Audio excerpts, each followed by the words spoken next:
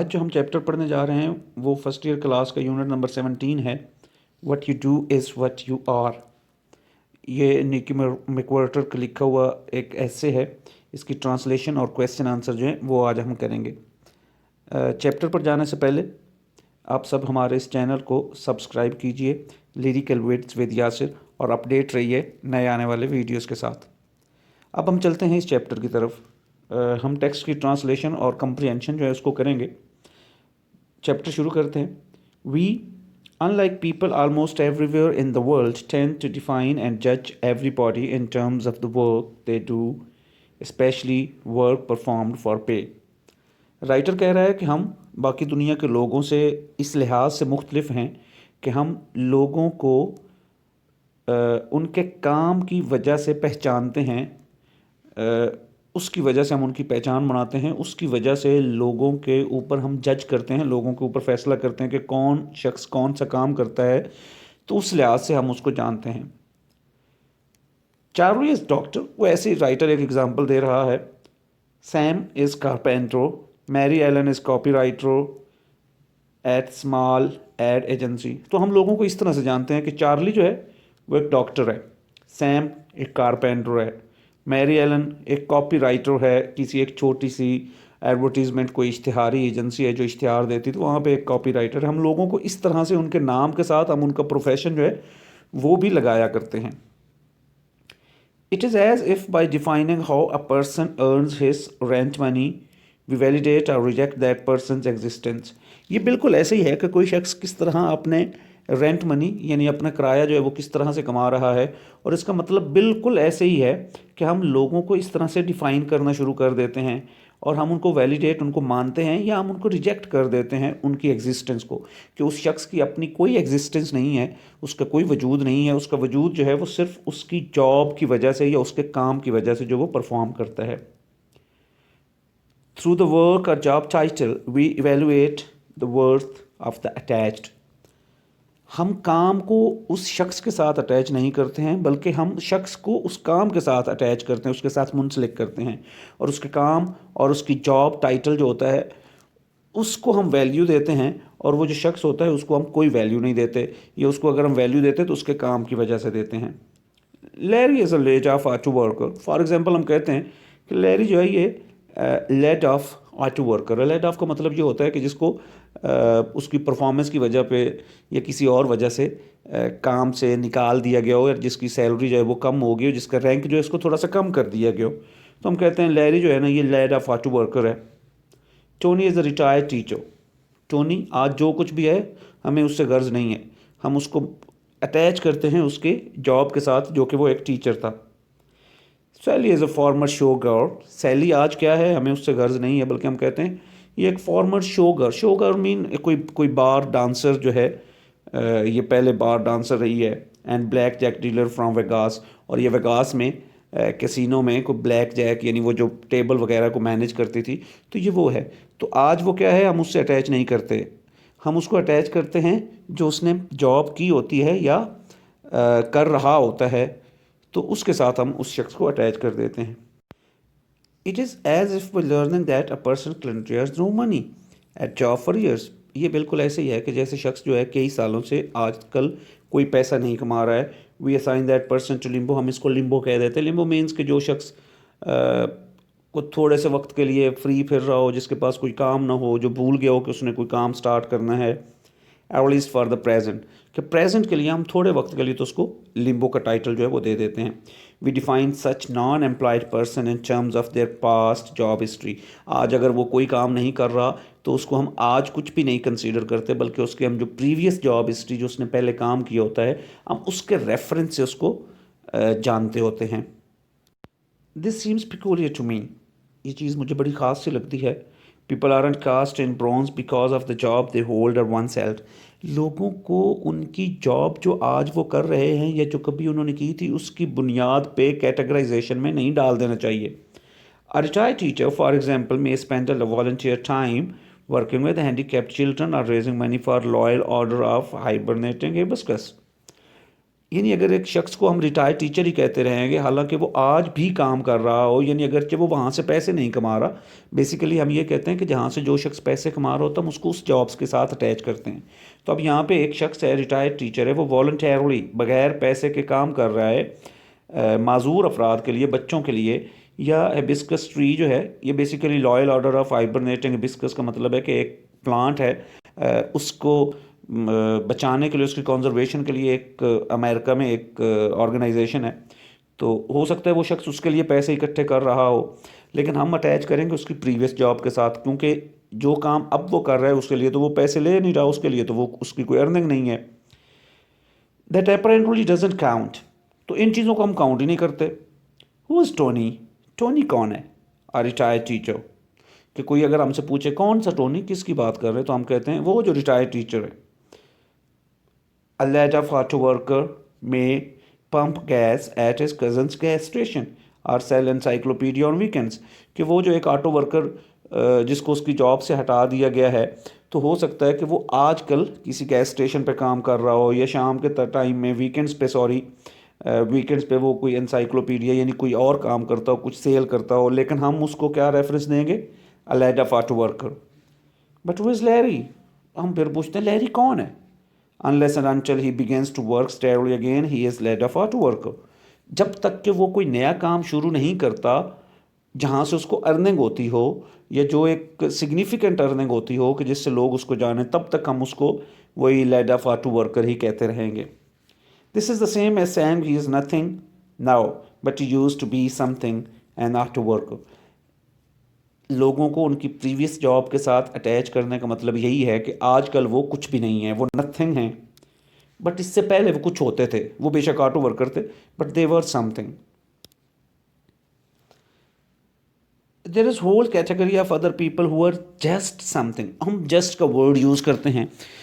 इस तरह के लोग भी हैं कि जिनके लिए हम जस्ट, कि बस ज़रा सा, यानी हम उसको आप यूँ कह सकते हैं कि उसको हकारत की नज़र से हम उसके काम को देखते हैं, या उनके काम को हम कोई इम्पोर्टेंस नहीं देते। हकारत चले ना कहें, हम यूँ समझते हैं कि उसका काम जो है वो नॉट दैट मच इम्पॉर्टेंट, तो इसलिए हम उसके साथ जस्ट लगा देते हैं। To be just anything is worse. कि कोई शख्स जो जस्ट कुछ होता है तो वो बहुत बुरी हालत में होता है, यानी इससे बुरा कुछ नहीं है। It is not recognize by society as having much value at all. Society में वो जो जस्ट वाला शख्स होता है उसकी कोई वैल्यू होती ही नहीं है। Not now and not probably in past either. ना उसकी आज की वैल्यू है और ना पास्ट में उसकी कोई वैल्यू थी। To be just anything is to be totally discounted. Just होने का मतलब जस्ट एनीथिंग, बस ये काम करते हो, बस हल्का फुल्का ये काम करते हो, इसका मतलब ये है कि आप कोई काम नहीं करते हैं, आपको डिस्काउंट कर दिया जाता है, काउंट नहीं किया जाता। At least for the present there are lot of people who are just something. बहुत सारे लोग हैं इस दुनिया में कि जिनका काम हमें इम्पॉर्टेंट नहीं लगता और उनके साथ हम जस्ट का वर्ड लगा देते हैं। Just a house wife for example, हम एक खातून खाना जो है घर में काम करने वाली औरत के लिए वर्ड लगाया जाता है जस्ट अ हाउस वाइफ, यानी she is not doing any job. कोई सोसाइटी में, कम्युनिटी में कोई जॉब नहीं कर रही, किसी ऑफिस में काम नहीं कर रही, कहीं से वो कुछ अर्न नहीं कर रही, तो हम उसको क्या कहते हैं? Just a house wife. Immediately and painfully comes to mind, पहला वर्ड जो आपके जेहन में आता है वो that is just a house wife आता है। We still hear at all times. ये आज के सोसाइटी में भी हमें ये हर वक्त सुनने को मिलता है। Sometimes women who have kept houses and reared 6 children refer to themselves as just a housewife। ऐसी ख़वातीन जिन्होंने घर का ख्याल रखा होता है, 6 बच्चों को पाला होता है, और वो भी अपने लिए वर्ड यूज़ करती हैं जस्ट अ हाउस वाइफ, यानी वो ख़ुद को भी इतना इम्पॉर्टेंट नहीं समझती हैं, या शायद ये जानते हुए कि सोसाइटी उन्हें कोई इंपॉर्टेंस नहीं देती, तो इसलिए वो अपने लिए जस्ट अ हाउस वाइफ का वर्ड जो है वो यूज़ करती हैं। जस्ट अ बम, कि कुछ भी नहीं है, कोई काम नहीं करते। Just a kid, bag lady, कि बस सिर्फ एक बच्चे पालने वाली खातून है। Old man, student, punk and some other, हम ये वर्ड यूज़ करते हैं। Just a bum, just a kid, just a bag lady, just an old man, just a student. So ये सारे ऐसे काम हैं कि जिनको हम अनइम्पॉर्टेंट या अन अर्निंग वर्क्स हैं, जहाँ से आपको अर्निंग नहीं होती, तो इसलिए हमको इनके लिए जस्ट का वर्ड यूज़ करते हैं। You can probably add to the list, इसमें बहुत सारे काम जो हैं वो आप शामिल कर सकते हैं। The just category contains present non earner, people who have no past history highly valued by the society, and people whose present jobs are the low end of pay and prestige scale.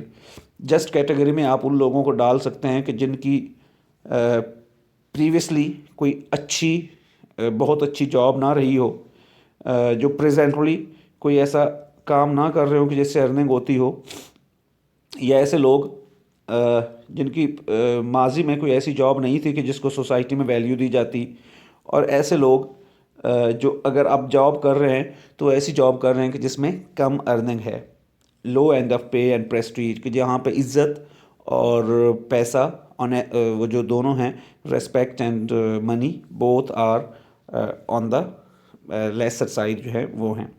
A person can be just a cab driver for example. किसी शख्स को हम एक cab driver कह सकते हैं, और just a janitor, हम एक उसको जैनिटर कह सकते हैं. No one is ever just a vice president. However, cab driver के लिए, हाउस वाइफ के लिए हम जस्ट का वर्ड यूज़ करते हैं, लेकिन अगर कोई प्रेसिडेंट हो, वाइस प्रेसिडेंट, हम उसको जस्ट अ वाइस प्रेसिडेंट नहीं कहते. We are suppose to be a classless society but we are not.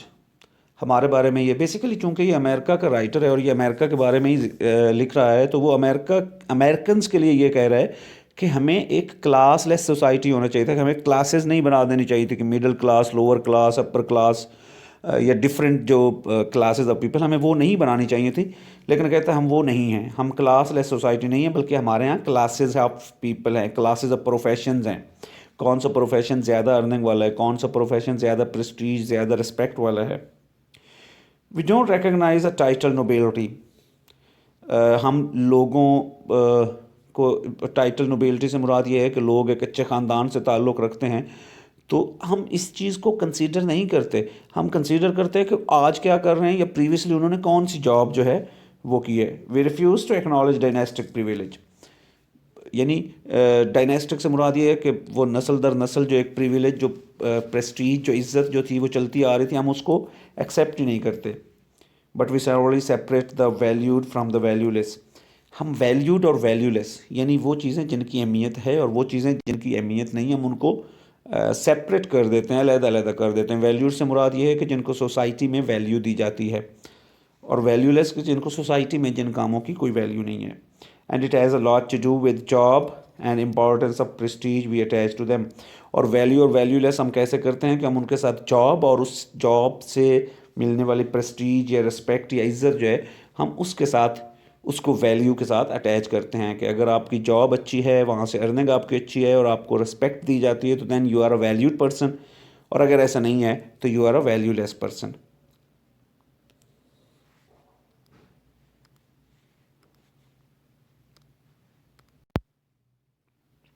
Next paragraph है, it is no use of arguing whether any of this is correct और proper. कि ये value या valueless या जितनी भी हम बहस कर चुके हैं, इसमें से कुछ ठीक है या नहीं है, इसके ऊपर बहस करने की ज़रूरत ही नहीं है.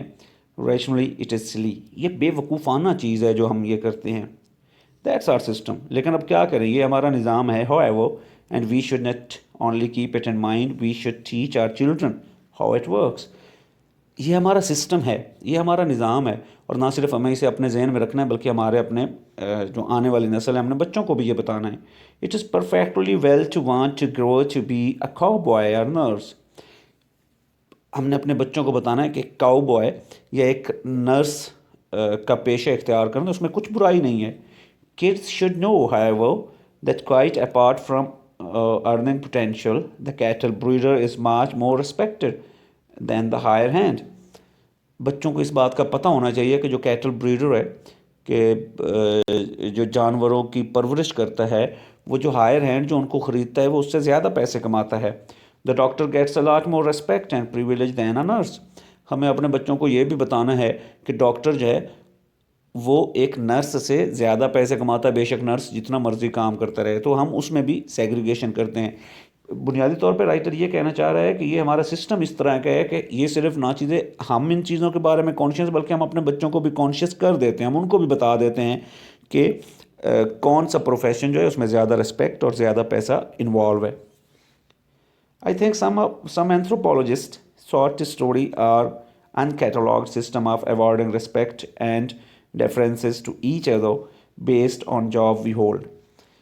राइटर कहता है कि मेरा ये ख्याल है, कुछ एंथ्रोपोलॉजिस्ट यानी जो ह्यूमन हिस्ट्री को स्टडी करते हैं, उन लोगों की बात है, ह्यूमन एवोल्यूशन को जो स्टडी करते हैं, उन्हें ये स्टडी करना चाहिए अनकैटलॉग्ड सिस्टम, कि वो सिस्टम जिसकी हमने कैटेगराइजेशन नहीं की, जिसको हमने एनालिस्ट नहीं किया। कैटलॉग एक सिस्टमेटिक, आप एक उसका बना लेते हैं, एक फेरिस्त बना लेते हैं, तो यानी वो चीज़ें जो हमने फेरिस्त में नहीं लेके आए, एंथ्रोपोलॉजिस्ट जो ह्यूमन हिस्ट्री को स्टडी करते हैं, उनको ये करना चाहिए of awarding respect and references to each other based on job we hold. तो इसके ऊपर उन्हें काम करना चाहिए और ये एक कैटलॉग बना लेनी चाहिए, एक लिस्ट बना लेनी चाहिए कि कौन से प्रोफेशंस को हम ज़्यादा रिस्पेक्ट देते हैं और कौन से प्रोफेशंस को हम रिस्पेक्ट नहीं देते। Where does a vice president product planning fit in, कि वाइस प्रेसिडेंट जो प्रोडक्ट बनाता है और जिसको वाइस प्रेसिडेंट को हम बहुत रिस्पेक्ट देते हैं, लेकिन वो जो प्रोडक्ट बनाता है वो कहाँ पे यूज़ होती है। Is that better than vice president sales in public consciousness और अनकॉन्शियसनेस। क्या जो वाइस प्रेसिडेंट को अगर हम सेल करना चाहें कि पब्लिक के अंदर जानते हुए या ना जानते हुए, तो क्या वो कहीं पे सेल हो जाएगी उसकी vice presidentship. Writers earn diddly dot means बहुत कम को कहते हैं, but I suspect they are held in higher esteem than wealthy rock musicians. Writers जो हैं वो बहुत कम पैसा कमाते हैं, वो बहुत अच्छा काम करते हैं राइटर्स, लेकिन उनके लिखे हुए गाने गाने वाला जो एक म्यूजिशियन होता है वो उससे कहीं ज़्यादा पैसे कमा लेता है, और राइटर को जो है वो डिडली डॉट यानी वो थोड़ा थोड़ा मिलता है, और म्यूजिशियन उससे कहीं ज़्यादा पैसे कमा लेता है। और फिर उससे होता क्या है कि जो राइटर्स की रिस्पेक्ट होती है वो as compare to that musician बहुत कम होती है। That is if everybody older than 40 gets to vote, यानी अगर 40 साल के ज़्यादा उम्र के सब लोगों को वोट देना पड़े, वो लोग वोट दें, तो फिर वो जो म्यूजिशियन है उसको ज़्यादा वोट मिलेंगे, ज़्यादा रिस्पेक्ट मिलेगी। तो बेसिक चीज़ ये है कि राइटर जो है वो ज़्यादा बेहतर काम करता है, लेकिन म्यूजिशियन जो उससे कम बेहतर काम करता है वो उससे ज़्यादा पैसे और ज़्यादा रिस्पेक्ट कमा लेता है। Same is the case with the vice president. Vice president क्या बनाता है मुल्क के लिए, लेकिन लोग उसको रेस्पेक्ट करते हैं, उसकी बनाई हुई प्रोडक्ट कहीं पे इस्तेमाल नहीं हो सकती, but people do respect him. We go to the next paragraph. How do we decide which job have great value and therefore the job holders are wonderful people? अब हमें कैसे डिसाइड करना चाहिए कि कौन सी जॉब की वैल्यू ज़्यादा है और जॉब होल्डर्स जो हैं वो अच्छे लोग हैं, वंडरफुल हैरान कुन लोग हैं। Why is someone who builds shopping center called an entrepreneur while someone who builds freeways is called a contractor? हमने टर्म्स ईजाद कर रही हैं। वो शख्स जो शॉपिंग सेंटर बनाता है, कंस्ट्रक्शन का काम करता है, उसको हम एंटरप्रेन्योर कहते हैं, और वो शख्स जो रोड्स बनाता है उसको हम कॉन्ट्रैक्टर कहते हैं। तो ऐसा क्यों है जब दोनों कंस्ट्रक्शन का काम कर रहे हैं? I have no answer to any of this. इस इन दोनों चीज़ों का या इस तरह के बहुत से सवालों का मेरे पास कोई जवाब ही नहीं। But we might think about the phenomena the next time we are tempted to fawn over some stranger because we find out he happened to be a judge. Or next time we catch ourselves discount the personal worth of a garbage collector. फान over होता है कि अपने आप को दूसरे शख्स से कमतर समझना, लेकिन कहता है मेरे पास इन चीज़ों का एंटरप्रेन्योर और कॉन्ट्रैक्टर के में क्या फ़र्क है, मेरे पास इसका कोई जवाब नहीं है। लेकिन कहता है अगली दफ़ा हमने ये सोचना है कि जब हमें ये ख्याल आए कि हम किसी स्ट्रेंजर शख्स से मिलते हैं और हमें पता चलता है कि वो कोई जज है, और फिर हम अपने आप को उसके सामने ज़रा कमतर महसूस करें, तो हमें ये महसूस करते हुए ये सोचना चाहिए और next time we catch ourselves discount the people, या हम किसी ऐसे शख्स को काउंट ही ना करें, उस शख्स को कोई अहमियत ही ना दें, वर्थ अ गार्बेज कलेक्टर, कि कोई एक गार्बेज, एक कूड़ा क्रिकेट उठाने वाला है और उसको हम अहमियत ही ना दें और एक जज के सामने अपने आप को हम कम अहम समझ लें। तो ये जब हमें एक ऐसी सिचुएशन का सामना करना पड़े तो फिर वहाँ हम सोचेंगे कि एक एंटरप्रेन्योर और एक कॉन्ट्रैक्टर में क्या डिफरेंस होता है जब दोनों कंस्ट्रक्शन का ही काम करते हैं। सो ये हमारा चैप्टर था और उसकी ट्रांसलेशन थी। अभी हम चलते हैं क्वेश्चन आंसर्स की तरफ। क्वेश्चन नंबर 1 है, what is McWhorter's tone, illustrate with few words and phrases that establish the tone. Tone basically is related to the writer, what the writer things of the subject. तो tone ये होती है, answer इसका है tone is the attitude and view point of author on the subject matter. जिस subject के ऊपर, जिस टॉपिक के ऊपर राइटर लिख रहा होता है उसके बारे में उसका क्या ख्याल होता है, उसको हम टोन कहते हैं। It is directly related to the audience and purpose of the essay. ये जिन ऑडियंस के लिए लिखा जा रहा होता है, टोन उनके लिए मैटर करती है, और ये ऐसे किस मकसद के लिए लिखा जा रहा है उसके लिए मैटर करती है। There is a wide variety of possible tones for essays. Essays के लिए बहुत सारी टोन्स हो सकती हैं, इंक्लूडिंग सैरकास्टिक, सैरकास्टिक यानी तंजिया हो सकती है, सॉलम संजीदा हो सकती है, क्रिटिकल ये अगेन एक तंजिया की किस्म है, एंड ह्यूमरस ये फ़नी हो सकती है, मज़ाही हो सकती है। मैकवार्टरस टोन इज़ सैरकास्टिक। अब इस ऐसे में सैरकास्टिक तंज वाली, या आप उसको यूँ कह सकते हैं कि थोड़ी सी तनकीद की गई है सोसाइटी के रवैयों के ऊपर। As he is criticising people's perception about others on the basis of the work they do, क्योंकि वो लोगों के ऊपर तनकीद कर रहा है कि हम लोगों ने अपने जहन में ख्याल बना लिए और लोगों के साथ अटैच कर देते हैं उनके कामों को। जैसे कि अब कौन से वर्ड इसको इस्टेब्लिश करते हैं, just a house wife, just a bum, just a leisure worker and not just a president. So ये वाली फ्रेजेस हैं जो उस टोन को इस्टेब्लिश कर रही हैं। Some of the phrases which establish the tone of the essay, sorry ये वाला आर जो है ARER होना चाहिए, ये दूसरे वाला आर जो है वो चॉइस वाला लिखा गया। What you do is what you are. So इस ऐसे की टोन जो है वो सरकास्टिक है, क्योंकि राइटर जो है वो सोसाइटी के ऊपर, लोगों के ऊपर, लोगों की परसेप्शन के ऊपर क्रिटिसाइज कर रहा है, उस पर तंज कर रहा है। क्वेश्चन नंबर 2 है, what is theme of the ऐसे। इस ऐसे का थीम क्या है। थीम बेसिकली सेंट्रल आइडिया तो को कहते हैं।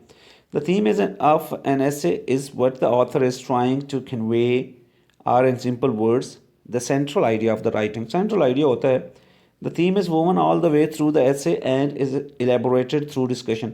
थीम जो होता है वो पूरे ऐसे के अंदर आपको मिलता है और पूरी डिस्कशन के अंदर उसको वो वोमन होता है, यानी उसको उसको बांधा होता है, एक दूसरे के साथ वो जुड़ा होता है।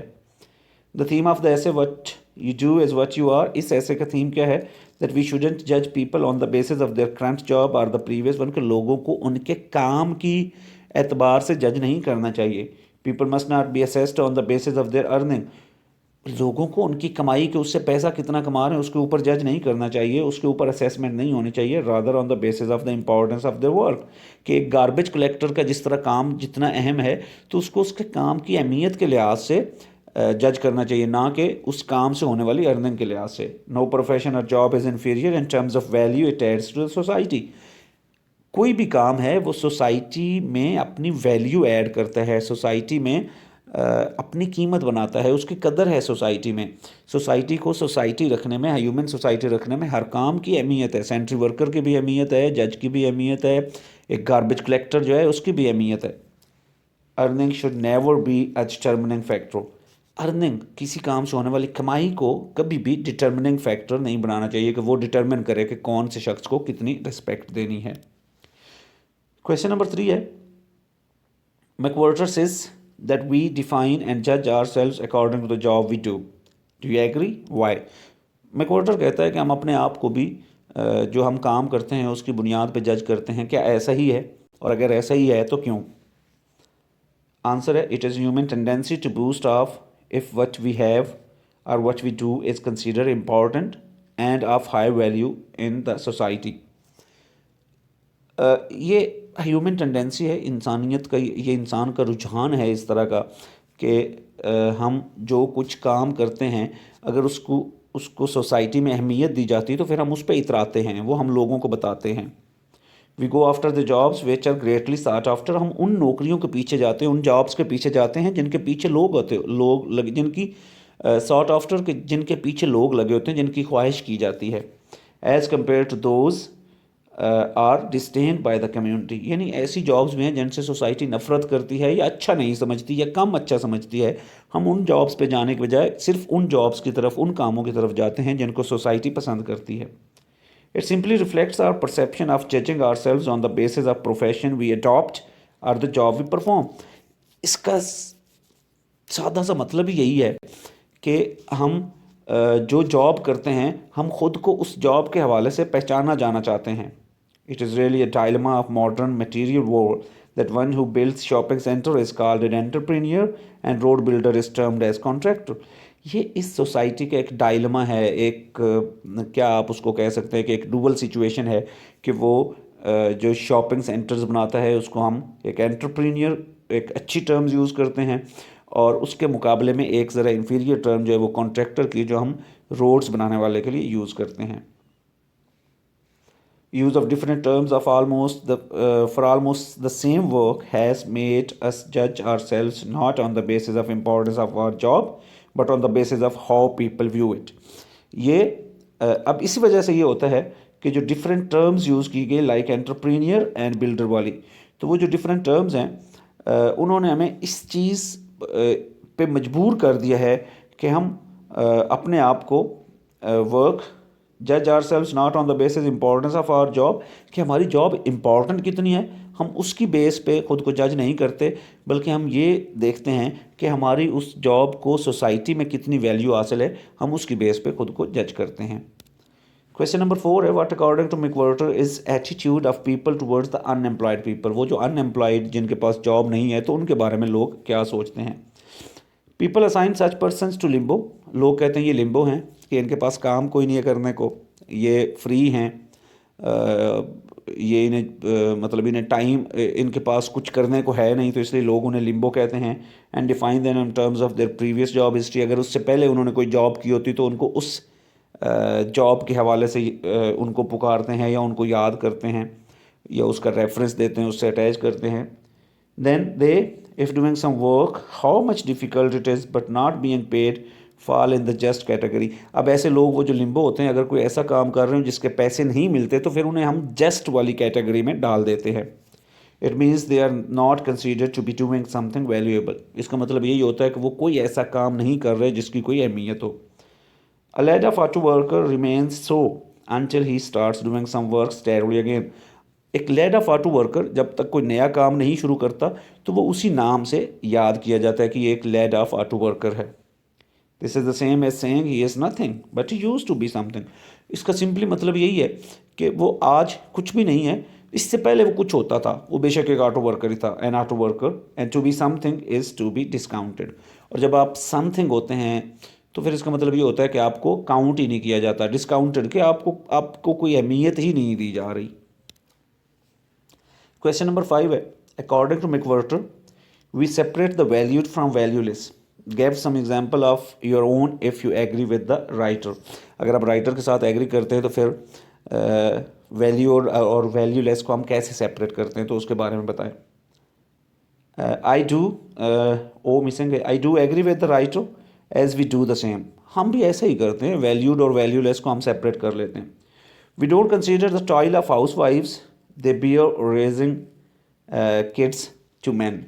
कि औरतें छोटे से बच्चे को मर्द बनाने में कितनी मेहनत से काम लेती हैं, कितनी मेहनत करती हैं, हम उसको अहमियत ही कोई नहीं देते. We don't give little value to people taking unwanted and low paid jobs. वो लोग जो ऐसी जॉब्स करते हैं जिनको लोग नहीं करना चाहते, या लो पेड जॉब्स करते हैं जहाँ पर पैसा थोड़ा, तो हम उनको अहमियत ही कोई नहीं देते. Like those of sentry workers, जैसे कि सेंट्री वर्कर्स हूँ, हम उनको कोई अहमियत नहीं देते. We have set certain principles of good and mean works and जज people according to these principles. हमने कुछ प्रिंसिपल्स बना लिए हैं, कुछ असूल बना लिए हैं, कुछ क्राइटेरिया हमने बना लिया है कि ये गुड वर्क है और ये बैड वर्क है या कम तर काम है, तो उसकी बुनियाद पे हम लोगों को जज करते हैं, उन प्रिंसिपल्स की बुनियाद पे. क्वेश्चन नंबर 6 है, व्हाट मेक्स अ जॉब और career esteemed in the eyes of society and why. ऐसी कौन सा करियर है कि जिसको सोसाइटी में इज्जत दी जाती है और ऐसा क्यों होता है. Public perception, jobs nature and earning are some of the important factors that make a career or job esteemed in the eyes of the society. किसी भी माशरे की नज़र में किसी काम का अच्छा होने के लिए या रिस्पेक्टफुल होने के लिए कौन सी चीज़ ज़रूरी, पब्लिक परसेप्शन, कि लोग उसको कैसे समझते हैं, जॉब आपकी कैसी है, उसकी नेचर कैसी है, आप टाइट और वो कोट एंड टाई पहन के जाते हैं, ठीक है, तो उसकी एक अलहदा वैल्यू होगी. और आप एक सेंट्री वर्कर हैं तो आपका ड्रेसिंग डिफरेंट होगी तो उसकी एक अलहदा वैल्यू होगी. और अर्निंग आप उसके पैसा कितना मिलता है। तो ये 2 3 4 फैक्टर्स है, there are certain other factors there may be, but ये कुछ फैक्टर्स हैं जिसमें पब्लिक परसेप्शन है, जॉब की नेचर है और उससे होने वाली कमाई है, उसकी बेस पे आपकी जॉब को सोसाइटी इज्जत देती है। The reason is what we have been stereotyped, the reason is that we have been stereotyped in accepting the value and prestige of some jobs and denying the others. इसकी reason simple सी यही है कि हमें stereotype कर दिया। Stereotype की यानी बार बार एक हमारे जहन में बात डाली जाती है और फिर हम उसको हकीकत समझ लेते हैं, या हमारी ट्रेनिंग ही इस तरह से हुई हुई है। तो इसका मतलब यही है कि हमारी ट्रेनिंग इस तरह से हुई है कि हमें कुछ जो जॉब्स हैं उनको हमने वैल्यूड बना दिया है और कुछ को हमने वैल्यूलेस बना दिया है। यानी कुछ जॉब्स को हम एक्सेप्ट करते हैं और कुछ को हम डिनाई कर देते हैं। वी जज people on the basis of their earning and not on the basis of the real value they add to the society. हम लोगों को जज करते हैं वो जो पैसे कमाते हैं उसकी बेस पे, ना कि इस बेस पे कि वो जो काम कर रहे हैं सोसाइटी में उस काम की कितनी अहमियत है। So these were the questions, hopeful that this video would help. इसकी एक्सरसाइज रहती है, हम उसको इंशाल्लाह नेक्स्ट वीडियो में करेंगे।